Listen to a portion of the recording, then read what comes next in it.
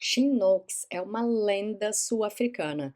Esse cientista do esporte mudou tudo o que pensava sobre exercício e hidratação. As suas publicações científicas são citadas milhares de vezes. Ele é um acadêmico muito respeitado e, além disso, é um super desportista. Ele já correu mais de 70 maratonas e ultramaratonas e se meteu em uma grande controvérsia quando foi processado por nutricionistas na África do Sul. Qual a história do Tim Noakes? Ele era um estudante de medicina que questionava tudo. Desafiou a crença de que exercício era ruim para o coração, de que todo maratonista ia morrer jovem. Um dos seus livros, The Lure of Running, ou A Tradição de Correr, se tornou uma espécie de bíblia para atletas. Ele desmascarava muitos mitos, oferecia muitos conselhos inovadores para a época, como a carga de carboidratos antes das corridas, e acabou se tornando uma superestrela no mundo da ciência do esporte. O problema foi o seguinte: esse consumo excessivo de carboidrato que os atletas fazem cronicamente ao longo de muito tempo em suas carreiras fez com que muitos deles posteriormente desenvolvessem resistência insulínica e diabetes.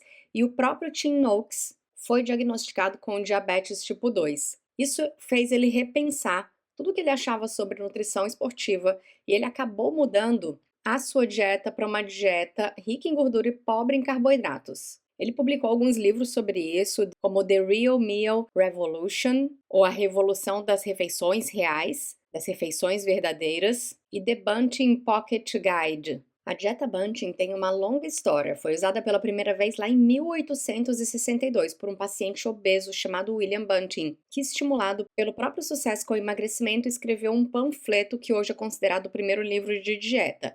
E nesse panfleto ele divulgava essa abordagem com baixo teor de carboidrato e alto teor de gordura. O panfleto ficou muito famoso, foi traduzido em várias línguas e na Alemanha sofreu algumas alterações e passou a ser recomendada pelo cardiologista Epstein, que é autor de um livro que foi reeditado várias vezes. A dieta e sua adaptação funcionava, reduzia a fome e o peso. O autor morreu em 1912 e a dieta ficou esquecida por muito tempo. A pirâmide dos alimentos usada no mundo todo na década de 80 era uma pirâmide baseada em carboidratos. E para Tim Noakes, essas recomendações gerais de alto consumo de carboidratos associada ao corte das gorduras foram responsáveis pela epidemia de diabetes, esteatose hepática não alcoólica e doenças que afetam o cérebro, coração, rins e olhos. Tim Noakes explica que temos apenas 5 gramas de glicose circulando a cada momento no sangue. E se temos apenas 5 gramas de glicose, por que é que consumimos em cada refeição 50, 80, 100, 150 gramas ou mais de carboidratos? Para ele, isso representa um desequilíbrio enorme.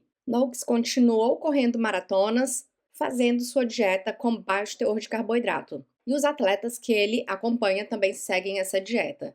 Além disso, ele ajudou muita gente a perder peso e melhorar a saúde. Mas muita gente se preocupa com os efeitos dessas dietas a longo prazo. Tim Noakes é uma figura complexa, ele é um pesquisador brilhante, ele é muito estudioso, ele desafia a sabedoria convencional, mas às vezes pisa na bola, como acontece com qualquer ser humano, não é? E ele tem algumas declarações controversas, o que o levou a julgamento, se tornou um espetáculo nacional por muitos anos na África do Sul, foram algumas das suas declarações. Por exemplo, uma vez uma mãe tuitou que estava amamentando e fazendo uma dieta low carb, e o conselho dele foi continuar a dieta e, se precisar, desmamar o bebê, o que gerou uma indignação entre os nutricionistas da África do Sul.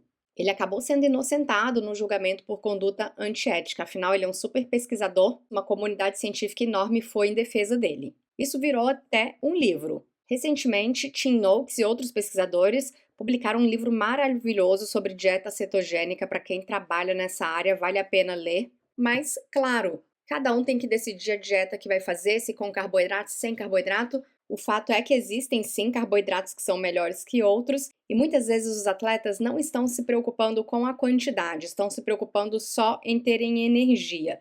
E aí, acabam consumindo uma quantidade de carboidratos muito grande, carboidratos simples. Isso pode ter sim uma repercussão lá na frente. Além de correr e ganhar medalhas, mantenha seus exames em dia e tenha uma dieta mais variada, inclusive para manter a sua microbiota intestinal bastante saudável.